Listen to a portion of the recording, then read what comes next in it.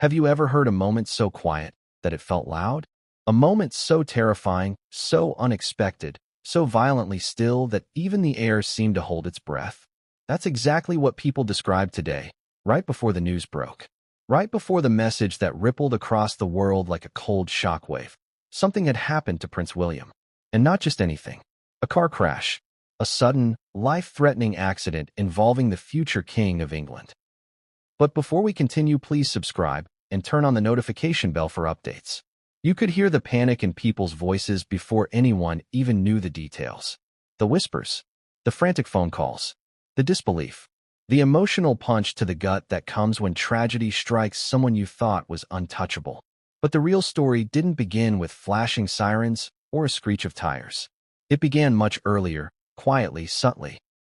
With a series of moments so ordinary, so routine, that nobody realized they were the opening notes of a far darker symphony.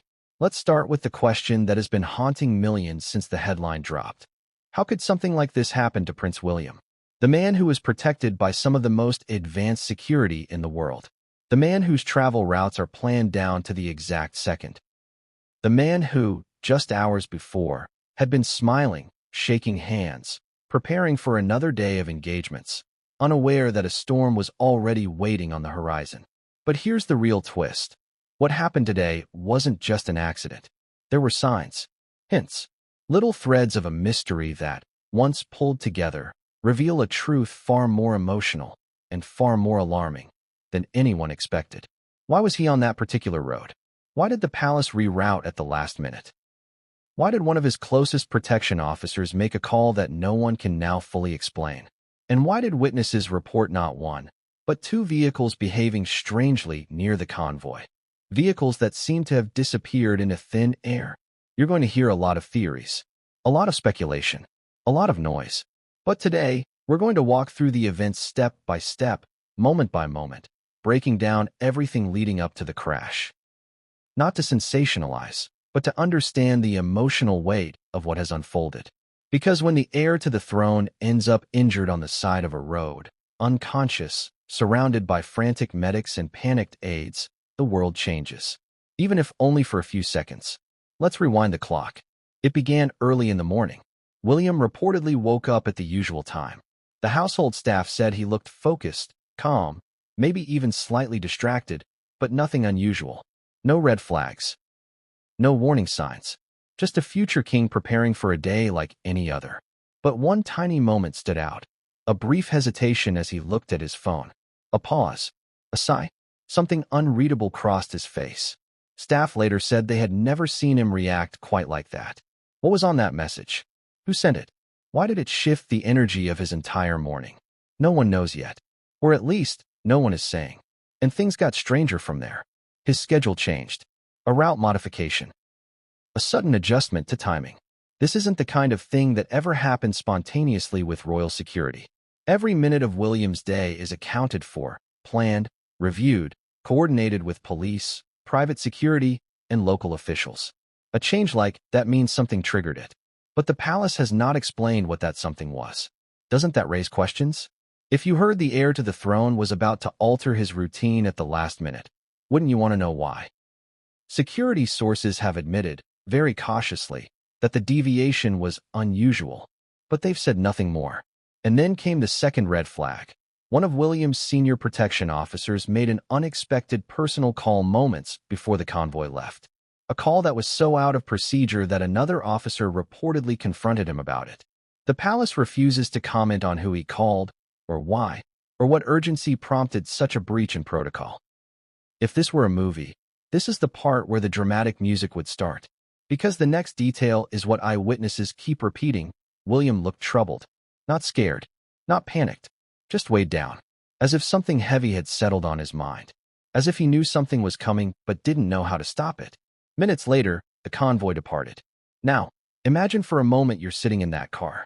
The morning is chilly. The sky is overcast. The roads are damp from a brief drizzle. Everything feels normal, except for the faint awareness that something is off. A gut feeling. A tension you can't quite name. The security vehicles are in position. The driver checks the mirrors. Everything is routine. And then they reach the turn. The turn that shouldn't have been on the route. The turn that wasn't originally planned. The turn onto a narrower road, one lined by old stone walls, hedges, and blind curves. We know what happened next. But before we go there, let's pause. Because what came next didn't begin with the crash. It began with sightings, 2 minutes earlier, of a dark vehicle creeping behind the convoy. Not aggressively, not recklessly, but deliberately, keeping distance, matching speed, remaining just close enough to track them, but far enough to avoid detection by the naked eye. 2 witnesses described the vehicle. 2 others described a completely different car on the opposite side of the road, positioned as if waiting for the convoy to arrive. Coincidence? Maybe. But how many coincidences add up before they stop being coincidences? And this is the part people can't stop talking about. A woman walking her dog saw something she can't forget. A small object, metallic, reflective, lying in the middle of the road, just minutes before the crash. She didn't think much of it at the time. But after the news broke, she told reporters something chilling. It was almost like it had been placed there. What was it? A piece of debris? A reflective fragment? Something more sinister? Nobody knows. The object vanished by the time investigators arrived. And then we reached the moment everything changed. The crash itself. Sudden. Violent. Loud. People who were nearby said the sound was so sharp and so jarring that it felt like the road itself had split open. William's vehicle spun. Glass shattered. Metal twisted. One security officer was thrown forward. And then silence. A silence so heavy, so thick, that one eyewitness said it felt like the whole world stopped breathing. People ran toward the wreck. Others froze. Some screamed William's name, begging him to respond. A child nearby cried because she recognized who was in the car and didn't understand why he wasn't moving. But the most devastating detail came from the very first paramedic on scene. He opened the rear door, leaned inside, and called out to William. No answer. Called again. Nothing. Gently touched his shoulder. Still nothing. A future king, unconscious, limp, vulnerable. It's the kind of image that shakes a nation. And yet, that wasn't the only shocking discovery. Because as paramedics leaned deeper inside the vehicle, they noticed something strange. Someone else was in the car. A second figure. Not part of the usual security detail. Not someone the public expected to be there. Who was it? The palace won't say. But the presence of this person may explain everything that unfolded afterward. The scramble, the panic, the refusal to release full details, the intense media lockdown.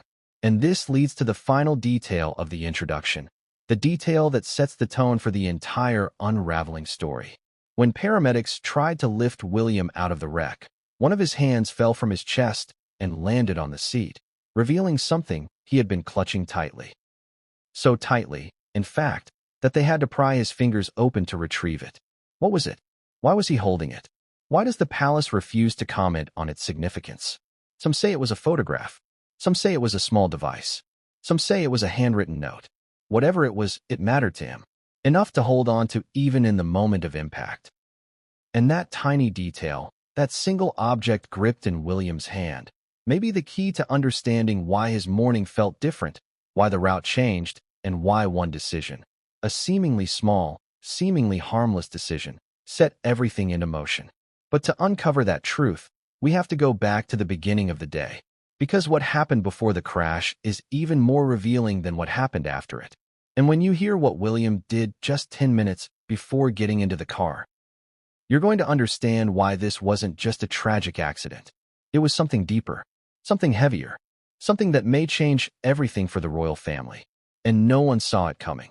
Have you ever felt that strange, unsettling shift in the air before something life-changing happens? That quiet, almost invisible tension, like a silent warning that you only understand after everything goes wrong? That's how people closest to Prince William described the morning before the accident. Not dramatic, not chaotic, just different. A subtle heaviness, a sense that something was weighing on him, even though no one could put a finger on exactly what it was. And the strangest detail? William himself seemed unaware of it. Or maybe he was, and he simply didn't want to show it. Let's step into the start of his day. It was early, barely sunrise. The light outside Kensington Palace was pale and soft, the kind that makes everything look calm even when it isn't. William had woken up at his usual time. Staff said they heard him moving around the corridor, the same gentle rhythm of footsteps that signaled the beginning of another full, carefully choreographed day. Normally, he would greet the staff with a quick smile or a warm hello, but today, no. He was polite, yes, but quiet, almost withdrawn. He walked into the small breakfast room, glanced at the prepared tray, and paused. Not long enough for anyone to ask a question, but long enough for someone to notice. The butler on duty would later say, he looked like he had something on his mind, something heavy. But he wasn't upset. It was more like anticipation or dread. Have you ever seen someone smile, but the smile doesn't quite reach their eyes? That was William today. He took his seat, reached for his cup, then froze again. His phone buzzed. A single vibration. He looked down, and according to staff, this is the exact moment everything shifted. He didn't gasp. He didn't panic. He didn't show any extreme reaction. Instead, he just stared. For a few seconds. Long enough for someone to register that something in that message had hit him. A hard emotional blow disguised under an expression that tried desperately to stay neutral. He placed the phone face down. Not in his pocket. Not beside his plate. Face down, on the table. A subtle but telling sign. What was that message? Who sent it? Why did it affect him so quietly, yet so deeply? No one has answered that question yet. But the timeline begins here, with this one silent, chilling moment. Then came the next unusual detail. He barely touched his breakfast. Not the coffee. Not the eggs. Not the toast. Royal staff said they couldn't remember the last time he ate so little. William is famously disciplined, consistent, almost predictable in his routine, even on stressful days. But today he barely ate at all. What does that tell you? Stress? Anxiety? Worry? Anticipation of a confrontation? Maybe even fear? The truth is that this small disruption, this slight shift in routine, would later seem like the first domino in a chain of moments that led to disaster. But what happened next was even more telling. At approximately 9:12 a.m., William stepped into his private office. He wasn't scheduled to make any calls at that time. Yet, according to insiders, he reached out to someone. Not an official, not a staff member, not a family member. Someone completely off record. The conversation didn't last long, but those who overheard fragments described his tone as controlled, steady, and urgent. Urgent in a quiet way. Urgent in the way someone speaks when they're trying not to raise suspicion. Urgent in the way someone asks a question they're afraid to hear the answer to. And right after that call, he made a decision that the palace still hasn't explained. He asked security to adjust the convoy departure window by 10 minutes. Why would the future king adjust timing by exactly 10 minutes? Security protocol is rigid, tight, inflexible. You don't make casual timing changes unless something requires it. And William simply said, "We'll leave 10 minutes later." No explanation, no discussion. Officers exchanged glances. One of them reportedly felt his stomach sink. Because if there is one thing every royal protection officer knows, it's this. When timings change, risks change. But the strangest moment of the morning was still coming. At 9:29 a.m., one of the most senior officers on William's protection team stepped outside and made a personal phone call. Let that sink in. A personal phone call. Royal protection officers do not make personal calls right before a principal moves. Ever. It's one of the strictest, unwritten rules of protection protocol. Your life depends on focus. Total focus. But he did. And another officer saw him. Their exchange was reportedly brief, but tense. "What are you doing?" "I needed to make this call." "You couldn't wait?" "No." No explanation. No apology. No elaboration. And here's where the uneasiness deepens. Right after he hung up, he wiped the screen of his phone with his sleeve. Why? Habit? Nervousness? Or something more deliberate? We don't know. But the palace has declined to answer any questions about this officer's behavior. And that silence is telling. Now, back inside, William reviewed his briefing folder. Usually, he reads it carefully. Today, he flipped through it quickly, almost mechanically. One aide said he looked like a man whose thoughts were miles away, like someone who was preparing himself for something only he understood. Then came the moment that made multiple staff members uneasy. As William stood to leave the room, he hesitated. Just for a second, but it was noticeable. He stopped in the doorway, looked back at his desk, and scanned it as if making sure he hadn't forgotten something important. But there was nothing there. Nothing out of place. Nothing he needed to retrieve. So what was he looking for? Or was he looking for reassurance? He stepped out of the room, and the world around him, unknowingly, began to inch toward catastrophe. Outside, the atmosphere felt wrong. Not stormy, not dramatic, just off. The sky was gray but not threatening. There was a mild breeze. Everything appeared normal, yet somehow, undeniably tense. Almost cinematic in its quietness. William walked toward the waiting vehicle. Witnesses say his posture was straight, strong, and composed, but his face carried a faintness, like someone trying to steady his thoughts. He gave a small nod to security, but didn't speak. Not unusual, but combined with everything else that morning, it added to the creeping feeling that something was deeply out of balance. Then came the comment from one of the officers, one that now feels haunting. He looked like a man forcing himself to stay calm. Have you ever done that? Held yourself together because falling apart simply wasn't an option? As he stepped into the vehicle, he reached into his pocket and pulled out something small. Something he held for a moment before securing it inside his jacket. Staff couldn't see what it was, but witnesses described its shape, its size. Something personal. Something meaningful. And he held it like it mattered. The convoy doors closed. Engine started. The motorcade began to move. But here's the first twist of the chapter. The moment the timeline takes a dark, irreversible turn. Just after the vehicles pulled away, the leaves in the trees above rustled violently, despite the air being still. A sound, small but sharp, echoed from down the street, causing two security officers to turn their heads at the same time. What was that sound? A car door? A dropped object? A signal? A mistake? No one has answered that question either. And something else strange happened. A dog in the nearby park began barking uncontrollably as the convoy passed. Not just barking, howling. The kind of howl animals let out when they sense something humans can't. Coincidence? Instinct? Or something more? The driver noticed William watching the dog, eyebrows lightly drawn together, as if something about that moment unsettled him. As if he recognized a feeling he couldn't yet name. 2 minutes into the journey, William shifted in his seat. Not discomfort, not impatience, more like anticipation, a kind of silent bracing. And he looked out the window as if expecting to see something, someone, waiting. Why? Why that moment? Why that tension? Why that eerie awareness that seemed to cling to him all morning? We'll revisit that question later, because it matters far more than it seems right now. As the convoy approached the first major turn, something happened, subtle, but crucial. The lead vehicle hesitated. Just slightly. The driver adjusted his speed, checking the mirror. Something behind them caught his attention, and what he saw sent a ripple through his entire body. A vehicle, dark, unmarked, unfamiliar, keeping pace with the convoy at a distance that felt too intentional, too precise. The driver radioed back. "We have a tail." But before the team could fully assess the situation, William's vehicle continued forward, unaware that the first sign of danger had already appeared behind them.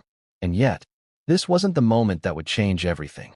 The true turning point came just 60 seconds later. When the convoy reached a fork in the road, the security driver turned left. That was not the original plan. It was the adjusted route. The one William had insisted on. The one nobody could now fully explain. And that left turn, that single, seemingly harmless decision, would alter the course of the entire day. Because what waited down that road was something none of them were prepared for. Something no amount of royal protection training could have anticipated. Something that would transform an ordinary morning into one of the darkest, most chaotic moments in recent royal history. And as the convoy descended into that narrow lane, surrounded by stone walls and blind corners, William leaned back in his seat and closed his eyes, just for a moment, as if he were gathering himself, as if he sensed something coming, as if he knew that whatever was about to happen would change everything. But he didn't know how soon the first warning would appear, because 50 feet ahead, a shadow moved, and none of them realized it yet. Have you ever taken a road you've driven 1,000 times and felt something was different? Off. Like the universe was tapping you on the shoulder to pay attention? That's the feeling several members of Prince William's security team reported about the route that morning. A route they trusted. A route they had assessed dozens of times. A route that had never, not once, posed any threat. And yet today it felt wrong. Let's rewind to the moment the convoy approached that fateful turn. The turn onto the narrow road that wasn't part of the original plan. This turn was the first major deviation from protocol. Security routes for royals are not just suggestions. They are meticulously studied, structurally approved paths designed to eliminate risks. Blind corners, narrow lanes, poor visibility, uneven terrain, those are immediate disqualifiers. But this road? It had all of them. Which raises the first big question: why would anyone authorize this? Why would William specifically request a change that led the convoy directly into a less secure, less predictable environment? To understand the magnitude of this decision, we have to look at how royal routes are typically constructed. Normally, the palace sends teams out to analyze roads days in advance. They check for construction, traffic, upcoming events, potential hazards, and even unusual patterns in local activity. They coordinate with police, examine dashcam footage, and sometimes practice the route multiple times. But today, none of that happened. Why? Because this alternate path was decided just minutes before departure. Think about that. Minutes, not hours, not the night before, not even the morning of. Minutes. That means the route was not fully vetted. It wasn't secured. It wasn't monitored in advance. The decision essentially opened a door, one that shouldn't have been opened. Now, here's where things get even more unsettling. 3 separate sources have confirmed that this road had been flagged during a previous security review as not ideal for royal transit. Not unsafe, not dangerous, just not ideal. But today, it was the road chosen. Do you feel that sinking sensation in your stomach? That creeping awareness that something in this timeline is off? Good, because that feeling is justified. Let's go deeper. As the convoy approached the turn, the lead driver slowed slightly. You might assume this was because he needed to navigate the narrow opening, but that wasn't the reason. He slowed because he saw something strange at the intersection. A small cluster of leaves swirling across the ground despite the air being completely still. Now, this might sound trivial, even dramatized, unless you know the behavior of security professionals. They notice patterns. They observe irregularities. And unnatural movement, especially near turning points, raises red flags. But the swirling leaves weren't the only oddity. A man stood at the corner, not doing anything wrong, not waving them down, not acting hostile, just standing, facing the road, waiting. Waiting for what? The man didn't hold a phone. He didn't pretend to check a watch. He didn't even pretend to be walking a dog or jogging or talking to anyone. He just stood there, hands in his coat pockets, watching the convoy with an expression witnesses later described as eerily calm. Who was he? Why was he there? What did he know? No one knows. Or at least, no one has publicly acknowledged knowing. The convoy passed him, but something about the atmosphere changed the moment they turned into the lane. The road dipped slightly, the high stone walls on each side rising like cold gray shoulders trapping the vehicles inside a narrow corridor. The temperature dropped a few degrees. The air grew heavier. One officer later said, "The second we turned, I felt boxed in." Now, here's a detail almost no one is discussing, but you're going to understand why it matters. This road had no exits for nearly half a mile. Once you entered, you were committed. And that is a nightmare scenario for protection teams. There were no alternate lanes, no emergency escape routes, no wide shoulders, no open visibility. All you had was a single path, forward or back. It was a trap, even if unintentionally. The convoy continued. William sat quietly inside the vehicle, glancing occasionally out the window. His driver reported that William seemed alert, even more than usual. Focused, watching, observing, as if scanning for something. What was he expecting to see? Was he worried about the man at the intersection? Was he thinking about the message that rattled him earlier that morning? Was he replaying the urgent phone call in his mind? We don't know. But witnesses and protective detail members agree on one thing. William did not look relaxed. And then came the moment several officers can't stop thinking about. As the vehicles continued down the lane, a bird suddenly shot out from the right side, darting across the windshield of the lead car. It wasn't a large bird, maybe a small raven, maybe a crow, but it was violent in its movement, erratic in its direction. Birds typically avoid vehicles. Their instincts tell them to fly upward or outward away from oncoming objects. But this bird flew directly toward the convoy, as if startled by something, as if pushed out of place. The lead driver flinched. The second driver gripped the wheel. And William, according to those in the car, reacted instantly. Looking up sharply, eyebrows raised, like he expected something to happen right after. Why did it startle him like that? What was he anticipating? Seconds later, another odd detail emerged. A cyclist appeared in the distance up ahead. But this cyclist wasn't moving. He wasn't pedaling. He wasn't adjusting his bike or preparing to mount. He was simply holding it beside him, standing in the middle of an open patch of gravel near a hedge. Watching, just like the man at the intersection. Two stationary people. Two unusual positions. Two moments of stillness that felt orchestrated. Now, a reasonable person could argue coincidences happen. But three? The man at the intersection. The cyclist down the road. The strange, swirling leaves. Three oddities in less than 3 minutes. Still seem coincidental? Let's continue. As the cyclist grew closer in view, one of the security officers noticed something. The cyclist wasn't wearing cycling gear. Not a helmet. Not proper shoes. Not even gloves. Instead, he wore a dark jacket and jeans. Who stands with a bicycle without ever using it?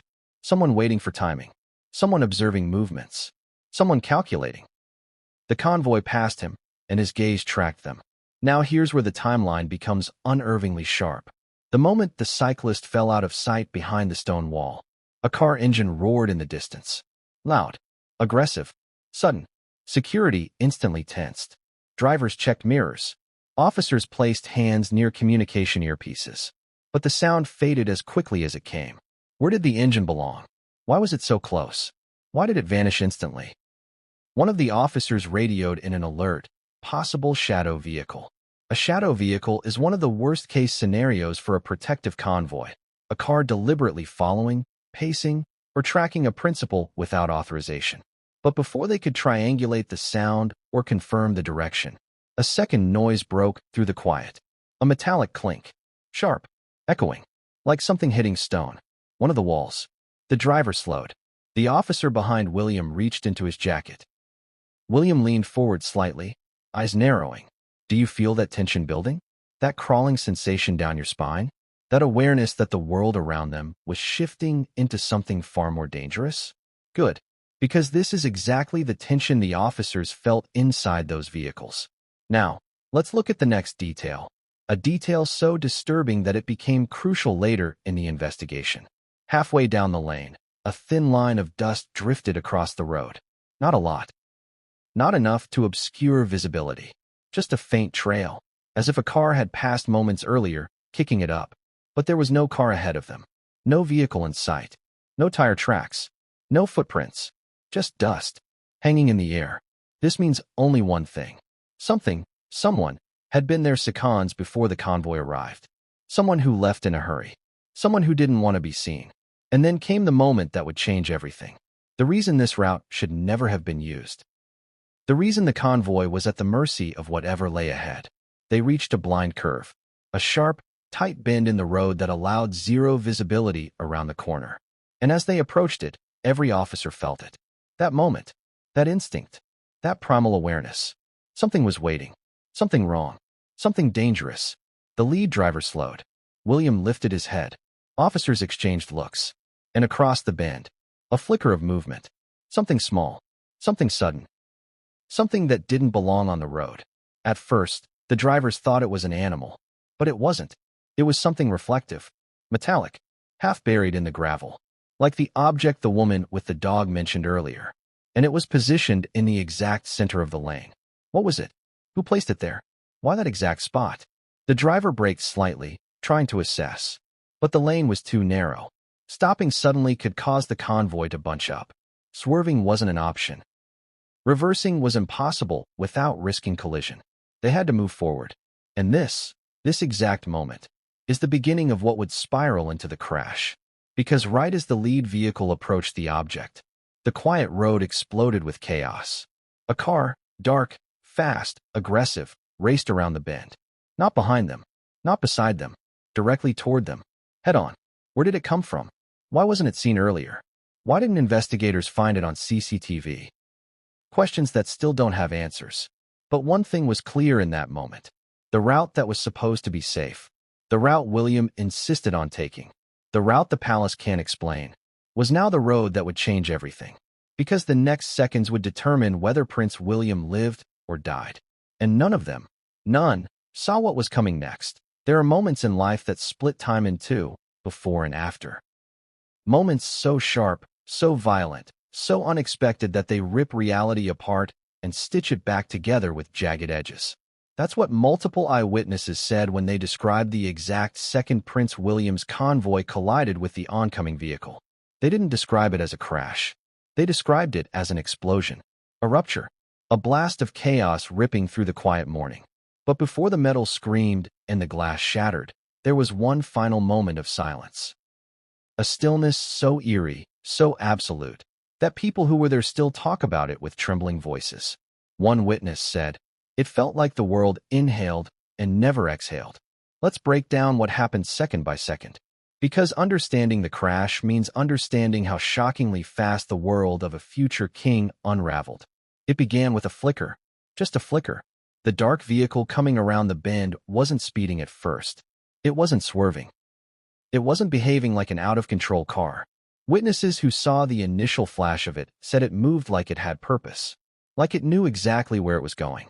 Which brings up one of the eeriest questions of the entire story. Why would a car come flying around a known blind turn without slowing down, especially on a narrow lane where even locals drive cautiously? Unless the driver wasn't planning to slow down. Unless the driver wasn't planning to stop. Unless the driver was expecting something or someone. But we'll come back to that, because everything after those first few seconds happened in a blur. The lead driver saw the vehicle appear. His reaction was instant. A hard brake, seatbelt pulling tight across his chest, tires biting into gravel, dust rising under the wheels. The second driver behind him reacted a millisecond later. The convoy compressed. Radios buzzed with alarmed voices. Prince William, come only moments before, jerked his head up, eyes wide, body tensing instinctively. You know that feeling when something inside you screams move. When your heart leaps into your throat because danger is seconds from swallowing you whole. That was the look on his face. He knew. Before the impact, he knew. The oncoming vehicle accelerated. Not a gentle acceleration. Not a miscalculated turn. But a surge. A deliberate burst of speed. The security officer behind William shouted something. Witnesses couldn't make out the words, but they saw his mouth open in a desperate warning. The vehicles were now closing in on each other faster than anyone could react. 10 meters. 8. 6. 4. And then, impact. A violent, deafening, bone-rattling collision. The sound wasn't just loud. It was unnatural. Metal crunched and twisted so intensely it almost sounded like a giant crushing a can in its fist. People nearby described the noise as a scream of steel. Something primal. Something that didn't sound like a normal crash. William's vehicle was hit directly on the front left side, the exact place that would send it spinning, flipping momentum directly toward the passenger compartment. Inside the car, the force threw William forward violently. His shoulder slammed into the seatbelt. His head snapped sideways. His arm hit the interior window.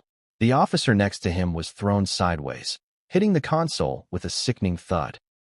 A mother walking with her 2 children down the lane said she heard the crash before she saw it. The ground shook, she said. It vibrated under my feet. Then I heard people screaming. Let's slow that moment down. The collision caused 3 things to happen simultaneously. The lead vehicle veered sharply to the right, hitting the stone wall. William's vehicle spun halfway around, tires screeching, before slamming into the wall opposite. The trailing security car braked so hard the back and lifted briefly off the ground. Dust filled the air instantly. A thick, choking cloud of dirt and debris swallowed the scene. Visibility dropped to almost nothing. People who were nearby said it looked like a bomb had gone off, not an accident. And then came the screaming. Not just from witnesses. Not just from frightened bystanders. But from the radio communications. One officer, disoriented, shouted, "We've been hit. We've been hit." Principal unresponsive. Another voice yelled back, "Get eyes on the passenger. Check William. Check William now." It was chaos. Every instinct, every protocol, every training session kicked in, but the environment worked against them. The narrow lane meant there was no room to maneuver. No space to widen positions. No way to create a protective perimeter. They were trapped. Now, Let's look inside William's vehicle in the seconds after the crash. According to the first paramedic on scene, this is what he found. William wasn't moving. His head was slumped against the side of the seat. Blood trickled from his forehead. His breathing was shallow, uneven, almost ghostly. His eyes were closed, the paramedic said. He looked like he was asleep, but dangerously still. The glass from the window had shattered onto his lap and shoulder. The interior smelled of burnt rubber, oil, and something metallic, blood. The officer next to him, still partially conscious, reached toward William, whispering his name. His hand shook. His voice cracked. Have you ever seen someone say a name like a prayer? Someone trying to keep another person awake just by sheer force of will? That's what it sounded like. Sir, stay with me. But William didn't respond. Meanwhile, outside the vehicle, the situation was spiraling. A local farmer, who had been mending a fence only a few dozen yards away, sprinted toward the crash. He described the scene as pure chaos, smoke, dust, shouting, metal everywhere. He saw something else, too. The other vehicle, the one that caused the crash, was empty. The driver's seat door was wide open. The airbag had deployed, but no one was inside. No one. How does a driver vanish seconds after a collision severe enough to knock the heir to the throne unconscious? Did they run? Were they pulled out? Did they escape before witnesses arrived? One witness insisted she saw a figure sprinting into the hedges. Another swore the figure disappeared down a ditch. Police found no footprints. None. Which raises the most chilling question yet. Was the driver ever meant to be seen? Now, back to the interior of William's vehicle. The officer who regained partial consciousness pressed his palm against William's shoulder, trying to shake him awake. But his hand slid slightly. Something on William's jacket was wet. Blood. The officer panicked. He pressed the radio button. We need an ambulance now. His condition is static. Then a cutout. The radios struggled to connect. The walls of the narrow lane were interfering with signals. Another officer jumped from the trailing car and sprinted forward, slipping on the gravel. Dust stung his eyes. He reached William's vehicle, yanked the door open, and froze. For a split second, he didn't move. Shock can do that. Seeing the heir to the throne unconscious, injured, slumped like a broken doll, it hits the brain like a slap of cold water. Then he snapped into action. He leaned in, touched William's neck, found a pulse, faint, but present. He's alive, he yelled, but his voice cracked on the second word. Then came the sound that several witnesses described as absolutely chilling. Catherine's name whispered from the injured officer beside William. But William didn't respond. The paramedics arrived moments later. For them, it was a nightmare scene. A high-value principal, unconscious, trapped in a damaged vehicle with limited access. Worst of all, the car door on William's side was jammed from the impact. They had to pull him out from the opposite side. The paramedics slid into the back seat space, executing movements they trained for but hoped to never use. One paramedic stabilized William's neck. Another checked his breathing. A third cut through his seatbelt. And then, as they lifted him, something happened that none of them can explain emotionally. William's hand fell from his lap and revealed what he had been holding tightly during the crash. A small object, partially visible, slightly crushed, deeply personal. And when the paramedic saw it, he paused. Just for a second. Just long enough for the officer next to him to say, "What is it? What does he have?" But the paramedic only shook his head, gently pried William's fingers from it, and handed it to the officer. The officer's face turned white. To this day, no one outside the inner circle knows what that object was. But it mattered. Enough for William to hold it even at the moment of impact. Enough for the palace to conceal it. Enough for the officer's expression to shift from shock to something else. Fear. Real fear. The kind of fear that goes deeper than physical danger. Now, as William was pulled out of the wreck, his head fell sideways onto the paramedic's shoulder. His breathing was still uneven, shallow, dangerously slow. "Stay with us, sir," the paramedic whispered. But William didn't respond. As they carried him out, the dust finally began to settle. Sunlight filtered through the haze, revealing the full horror of the crash. Metal twisted like ribbons. The stone wall cracked. The other vehicle steaming in the distance like a mechanical ghost. And William, pale, unconscious, blood on his temple, lay on the stretcher as the paramedics raced to load him into the ambulance. Witnesses stood frozen. Some were crying. Some were praying. Some were filming with trembling hands. Because this wasn't just any man being taken away. This was the future king. The man whose entire life had been built on duty, discipline, service, now lying fragile and silent as strangers tried to save him. The ambulance doors slammed shut. Sirens screamed to life.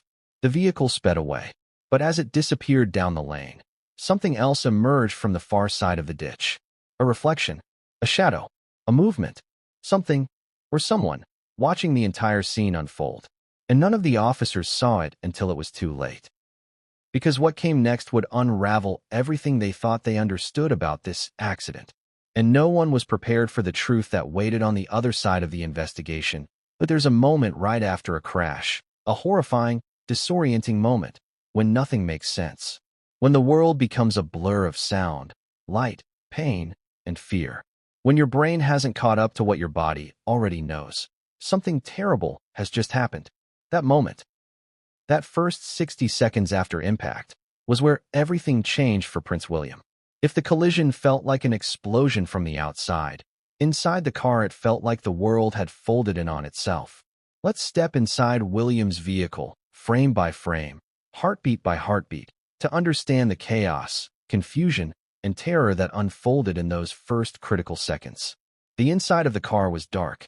Not completely, but shadows seemed to swallow far more than sunlight could reveal. The airbags deployed instantly, blasting white fabric into the confined space like sudden ghosts. The smell of burnt chemicals filled the air. The impact sent fine dust from the airbags swirling through the cabin, turning the light into a hazy fog. And for a moment, just a moment, there was no movement. Only silence. Then William's protection officer, seated beside him, groaned. A low, painful sound.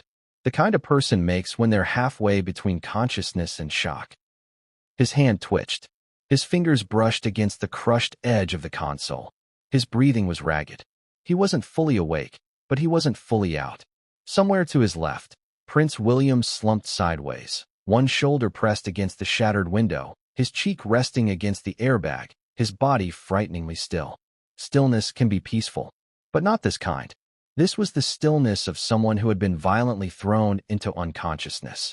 The officer tried to move his head, just slightly, and instantly sucked in a sharp breath of pain.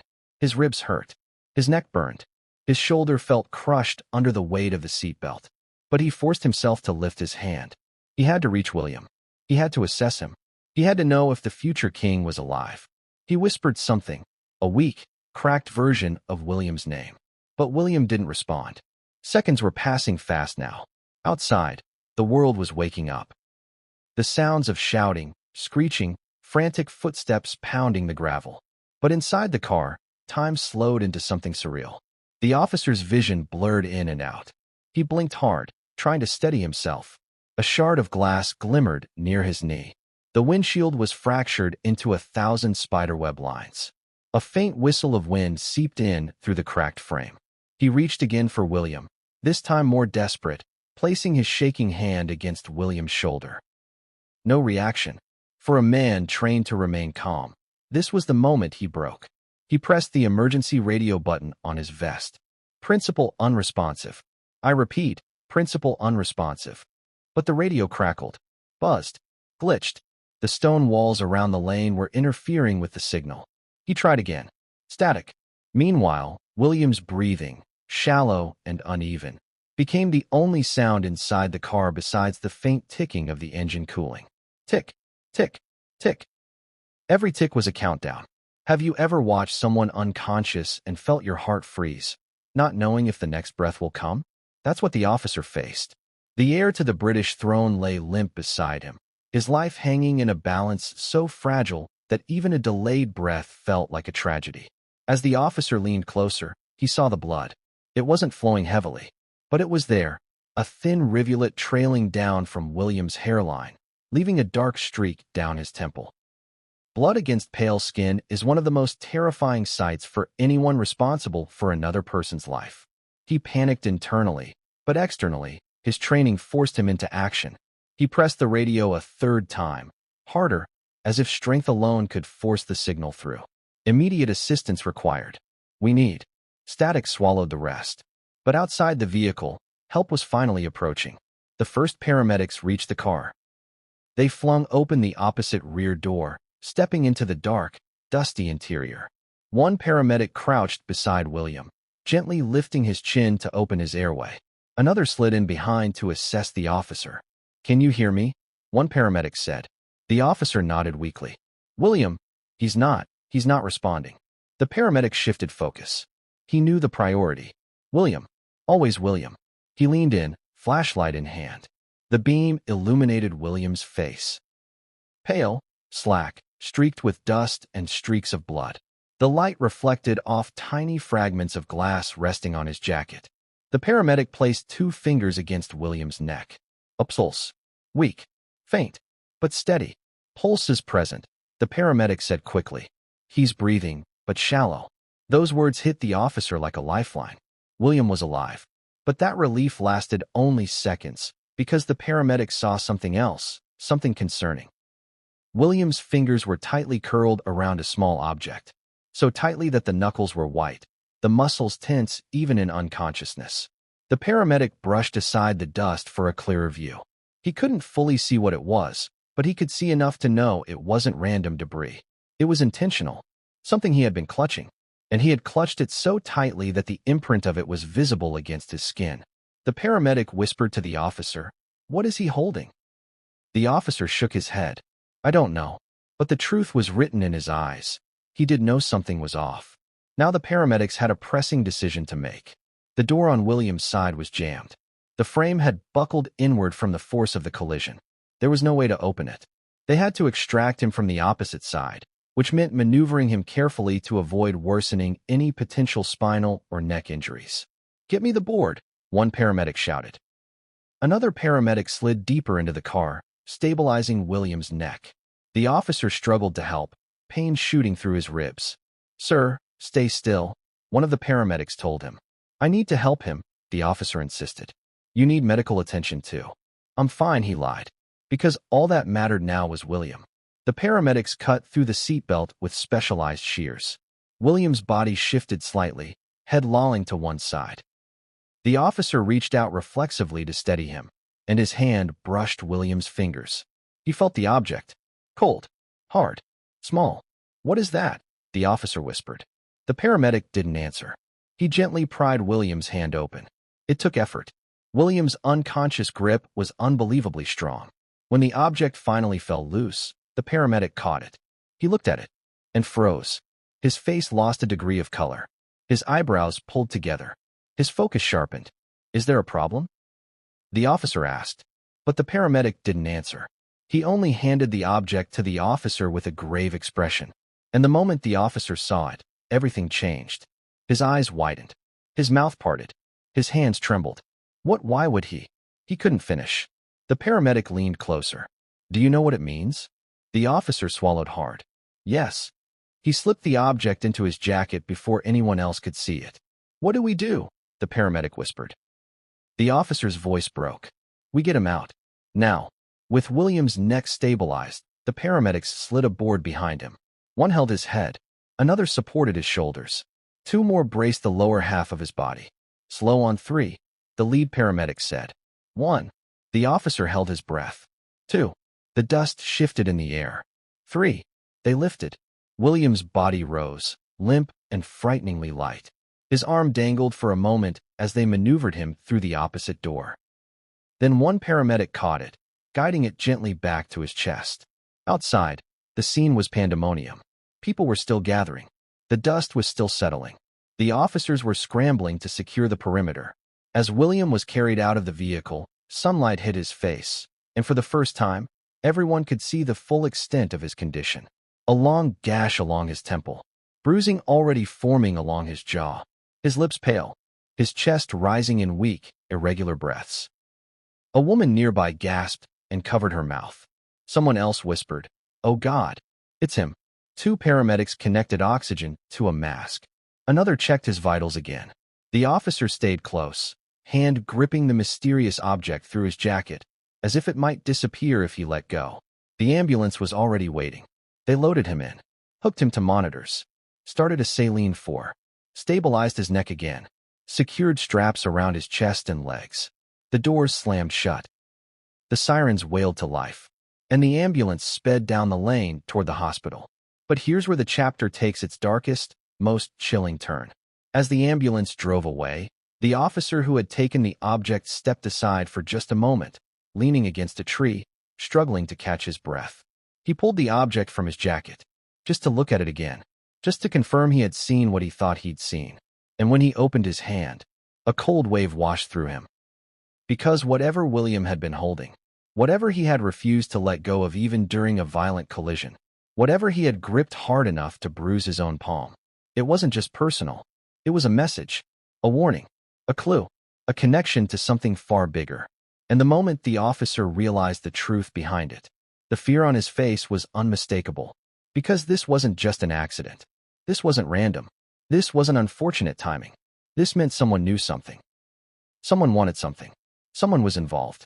And what came next would tear the investigation wide open and push the palace into a panic they had never prepared for.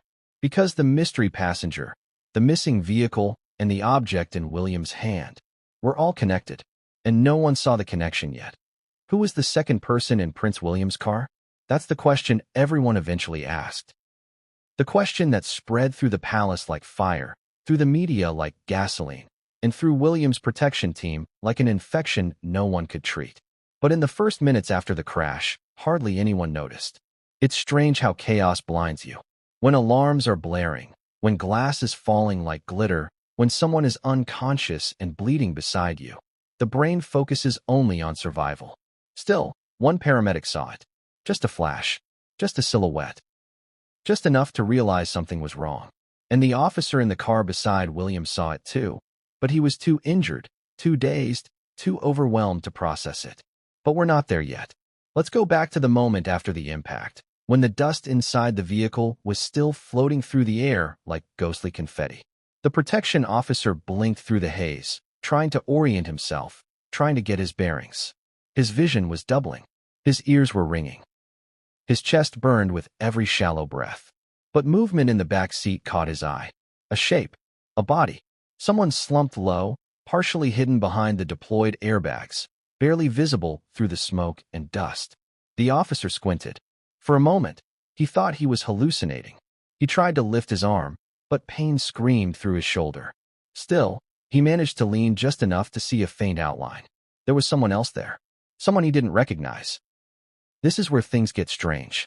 The official report, the one the palace released later, stated that only William and one protection officer were in the vehicle. But that wasn't true. A third passenger was there, and nobody can agree on who it was. Let's break down the possibilities that investigators explored and discarded, one by one. Possibility 1, a second protection officer. No. Protocol places only one officer in William's immediate vehicle at that moment of travel. And the figure didn't match the uniform profile or build. Possibility 2, a staff member or aide. No. Aides travel separately. None were unaccounted for. And the body shape didn't resemble any member of William's team. Possibility 3, a civilian. Impossible. Civilians aren't placed in royal cars without announcement, paperwork, and heavy security checks. Possibility 4, a palace insider.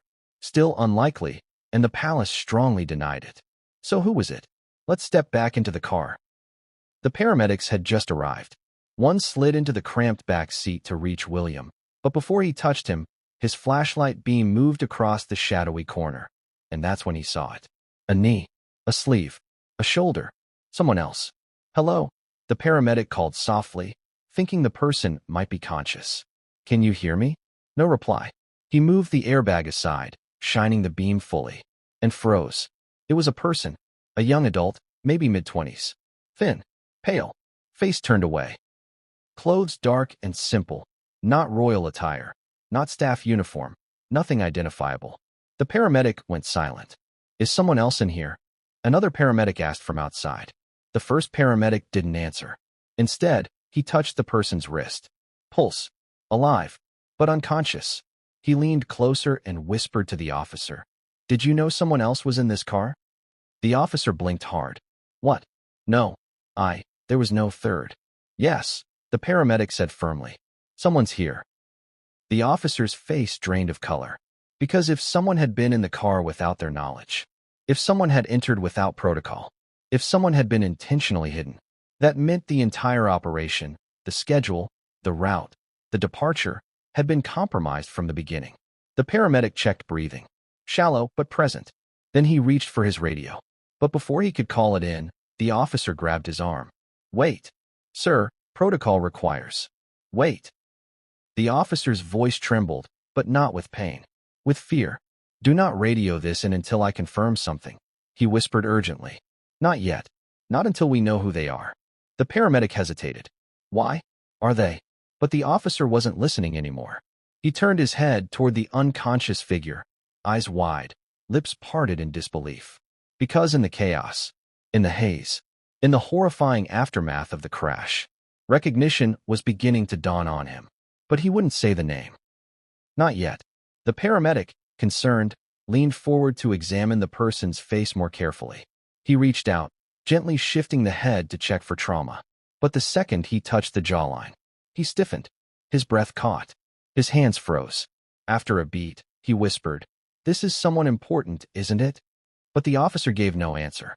Because until the person fully regained consciousness, until William woke up, until the palace confirmed the identity, no one wanted to speak a name that could explode into the public and create a second crisis. Instead, the officer said only, "Get them out." Quietly. The paramedic swallowed.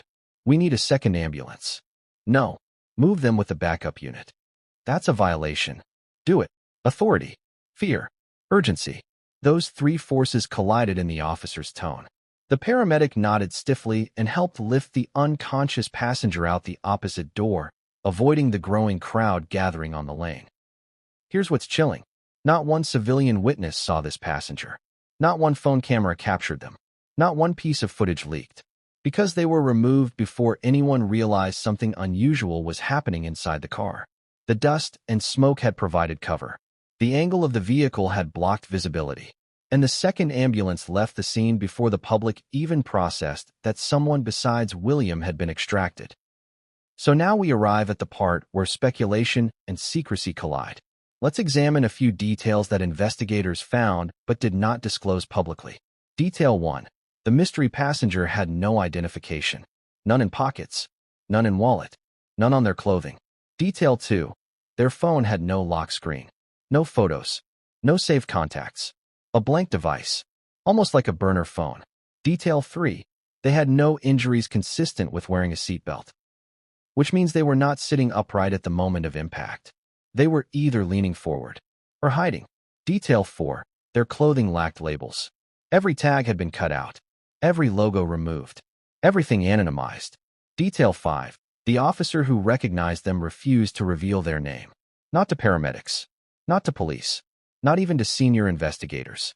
Instead, he submitted an internal note with only one sentence. Identity must not be disclosed at this stage. What does that tell you? Fear. Not confusion. Not uncertainty. Fear. Fear of implications. Fear of consequences. Fear of what that identity meant. And here's where the story turns even darker. When the officer returned to the crash site moments later, another officer approached him, panicked. "There's something else," he said, voice shaking. "What?" The first officer snapped. "We checked the interior camera." The first officer felt his stomach drop. And the second officer swallowed hard. "There's no footage." "What do you mean there's no footage?" "The camera was disabled." "Disabled when?" "We don't know. There's no recording from the last 30 minutes of the drive." "That's impossible. Royal vehicles have redundant systems. Fault backups. Emergency storage. Secondary devices that run even if the primary fails. To lose all footage? That isn't an accident. That's intentional. That's deliberate. That's planned." The first officer stared at the wreckage, heart pounding. Because everything was pointing to one terrifying conclusion. Someone wanted William vulnerable. Someone wanted him isolated. Someone wanted him unprotected.